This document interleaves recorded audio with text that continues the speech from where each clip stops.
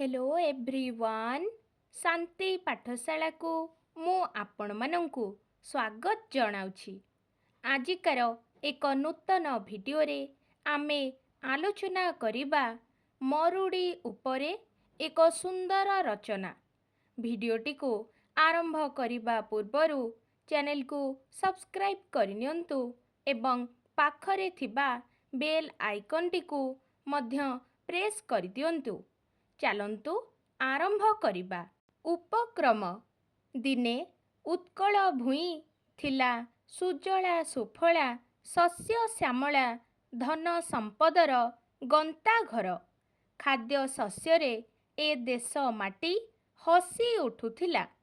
सुख शांति और समृद्धि रे उत्कलवासी महा आनंदरे कालातिपात करिथिले। किंतु जुग बदली गला। उत्कल लक्ष्मींक भाग्य पटरे लिपिबद्ध होईगला दुख दारिद्र्य। बन्या बात्या मरुड़ी उत्कलर चिर सहचर साजिला। उत्कलर मेरुदंड ए सबु दारुण दुर्विपाकरे बंका होईगला। कारण अनावृष्टि जनित ध्वंस लीला ही मरुड़ी। दीर्घदिन धरी वृष्टिपात न हेबा फलरे जलाश्रय गुड़िक शून्य होई पड़े। सबुज धरणी विकलांग हुए। चतुर्दिग धूसर ध्वंस रूप धारण करे। तेबे वर्षा ही एथिपाई दायी। संप्रति मनीष जंगल काटी जेपरी प्राकृतिक संपदर क्षय साधन करी चालिछि तद्वारा वृष्टि भाव देखा देउछि। पुनश्च शक्ति प्रतिष्ठा आणविक शक्ति परीक्षार मंद प्रभाव वायुमंडल को विषाक्त करिदेबा फलरे यथा समयरे मौसुमी प्रवाह संभवपर होई पारो नाही। फलतः वर्षा भाव एवं तज्जनित मरुड़ीर सूत्रपात घटुछि। मरुड़ीर विभीषिका। वर्षा बिना धरणी जलशून्य होई पड़े। सबुज प्रांतर धूसर धरणी रे रूपांतरित हुए। चतुर्दिग रुक्ष कर्कश रूप धारण करे। वृक्षलता पत्रझड़ा हुअन्ति। पशु पक्षी इत्यादि तृणभोजी प्राणी नितांत मलिन ओ कंकाल सार परिदृश्य हुअन्ति। जलाभावरु चतुर्दिगरे महामारी बसंत मिलिमिळा रोग व्यापे।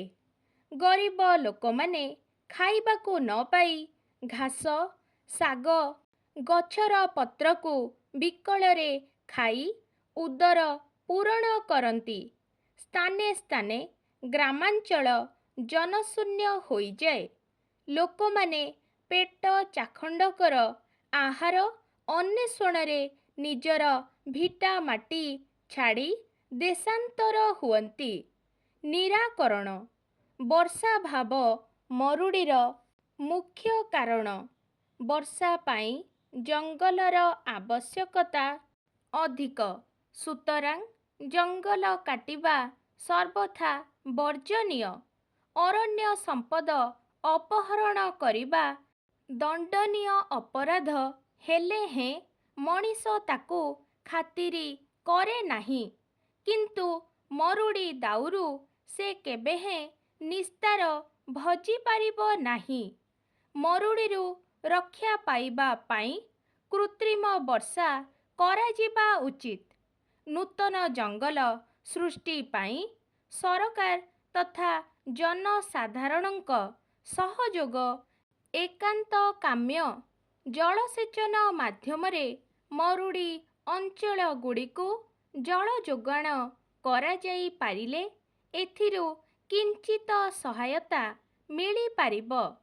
मरुड़ी प्रकोपरु देशवासींकु उद्धार करिबा पाई सरकार ग्रामांचलरे नलकूप कूप खनन करी जलर सुगम व्यवस्था ସମ୍ପାଦନ କରିବା ଆବଶ୍ୟକ।